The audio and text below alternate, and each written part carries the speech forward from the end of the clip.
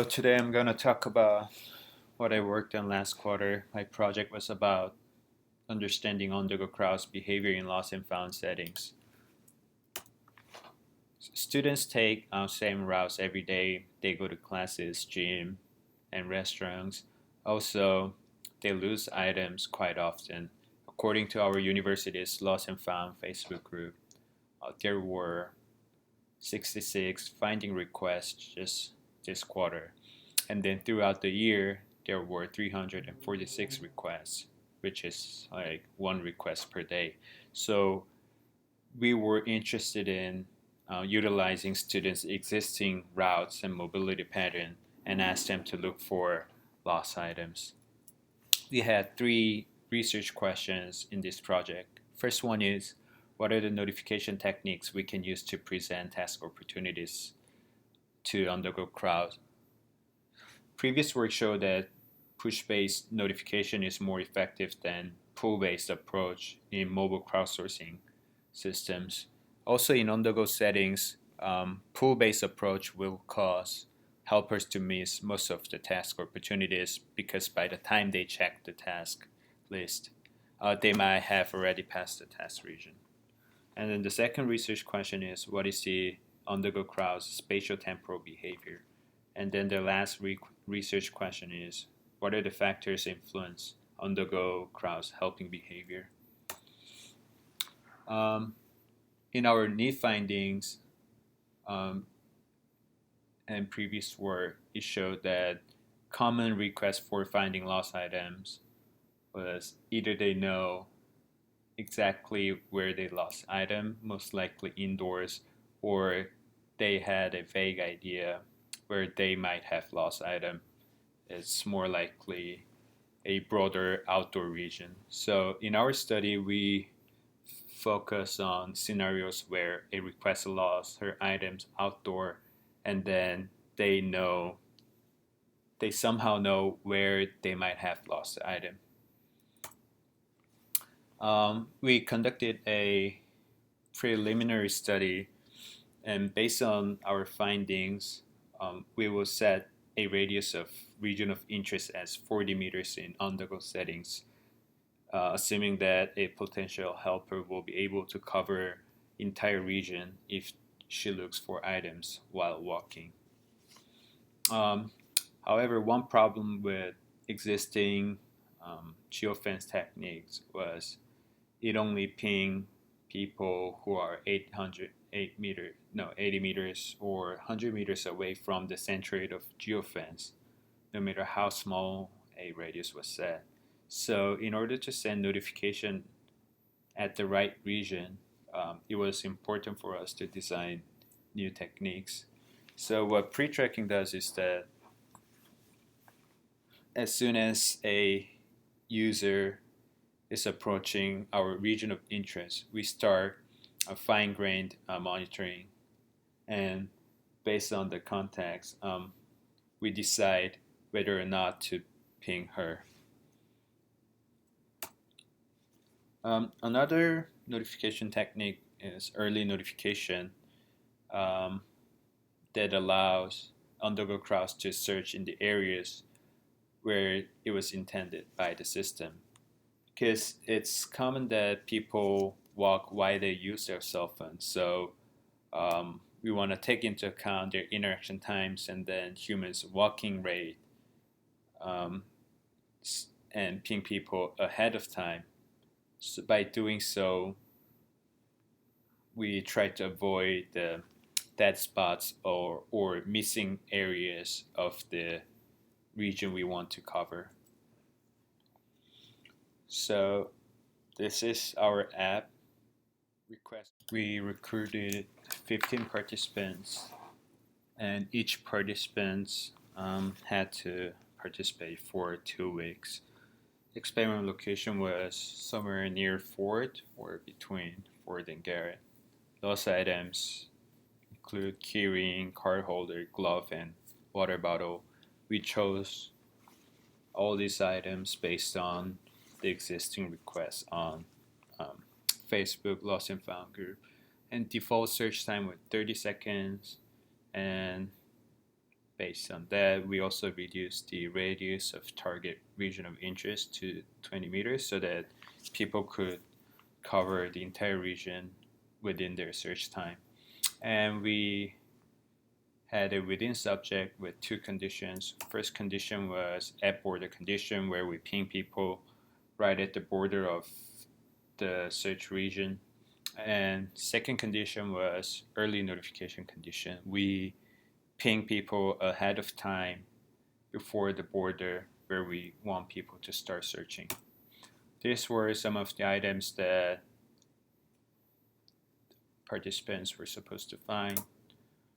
And we are also interested in iBeacon trilateration and visualization tool because we were wondering that how useful beacons are to triangulate people's location in the on-the-go settings to complement GPS data to help us better understand the on-the-go crowd's behavior.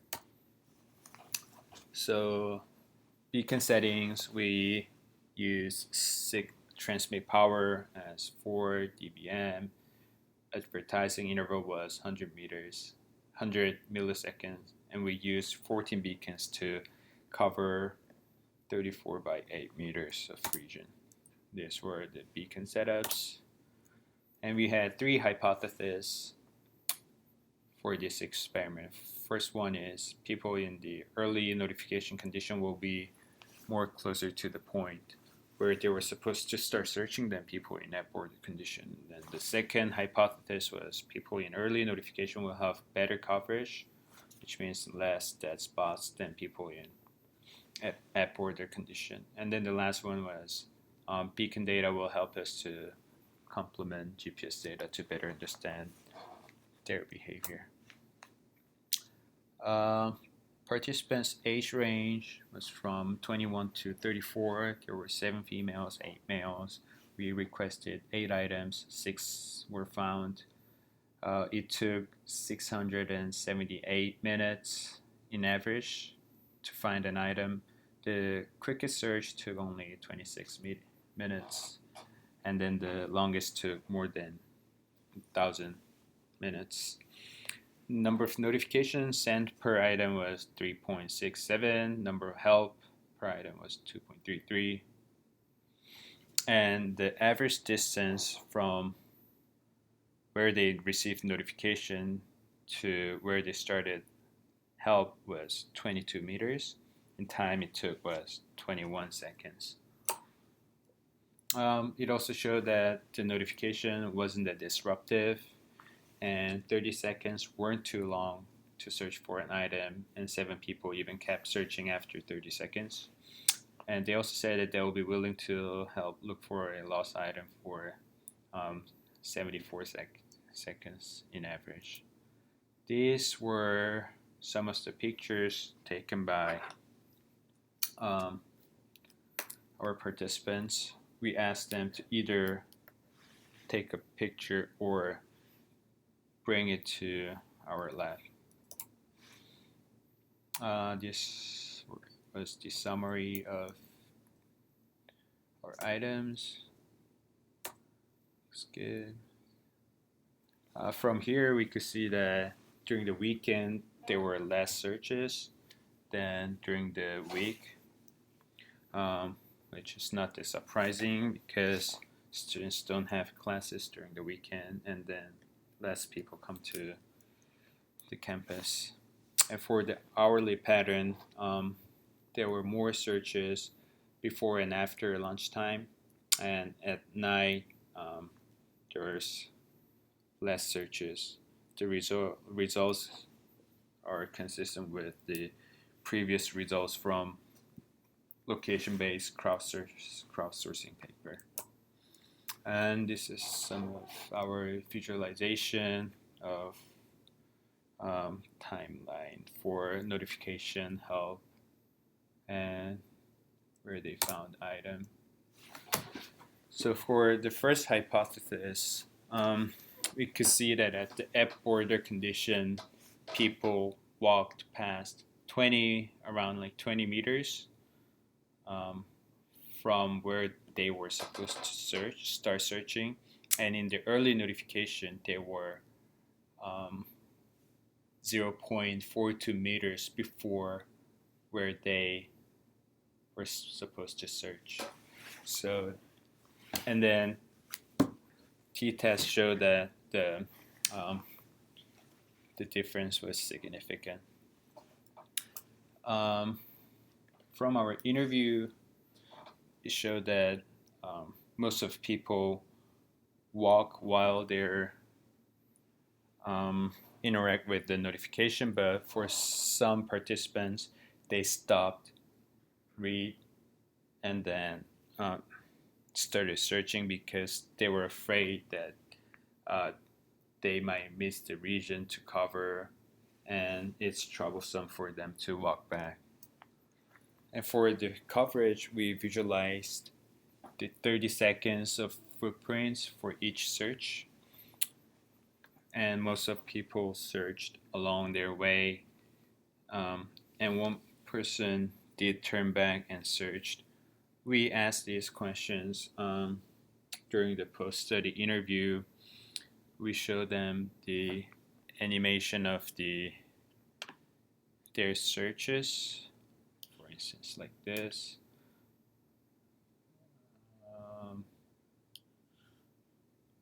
And then we also asked them how they interacted with the notification or what were their search strategies. We divided into two visualization categories. First one was when they're heading north. As you can see that at border condition, when they're heading north, this is where they were supposed to start searching, but we could see that there are quite a few dead spots here. Probably it's because they started searching from here. However, in the early notification condition, more regions were covered. There were less dead spots at the beginning of the searches. And this is when they're heading south. In the early, similar to the heading north, many of the regions, the areas were well covered by the early notification condition. However, in the at border condition, we couldn't see this significant difference. We dig into the data, and then it showed that 3 out of 5 searches were discarded in this visualization because there were outliers, and then 1 of 2 searches was from the participants who usually stop and read the notification. That's why this region was well recovered. And for the coverage, people said that they usually search on their way and then they're unwilling to walk back. And the coverage also coverage was also affected by how people think of the lost item location was. Some people thought that the lost item location will be more likely to be on the lawn side where the large grass area was. But for the other people, they thought that it will be more likely on the sidewalk. We visualized the beacon, and then we compared beacon and then the GPS data. For instance, this one is the beacon data we received, and this one is the GPS data. Our results show that we could only capture 50% of the beacon data, and then among them, only 50% were accurate, half of them were accurate.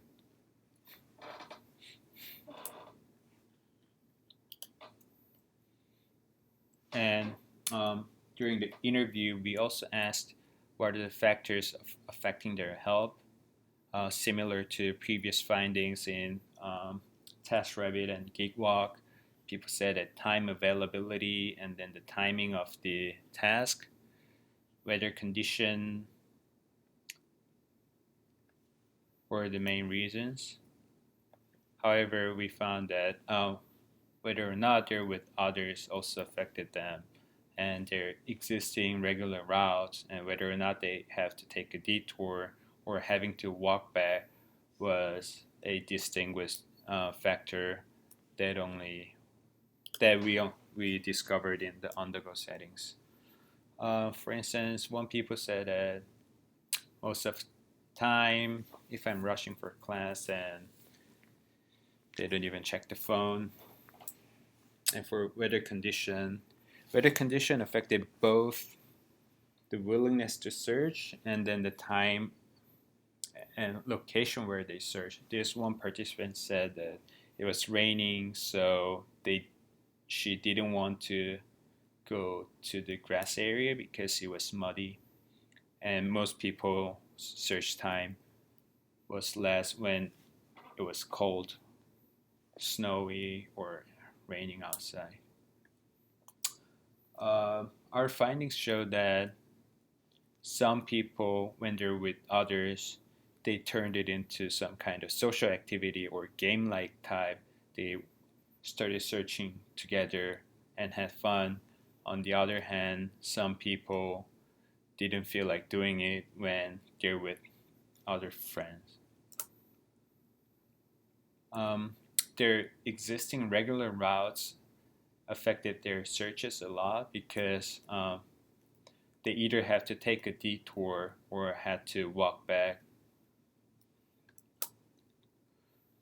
There's some of the limitations in our study.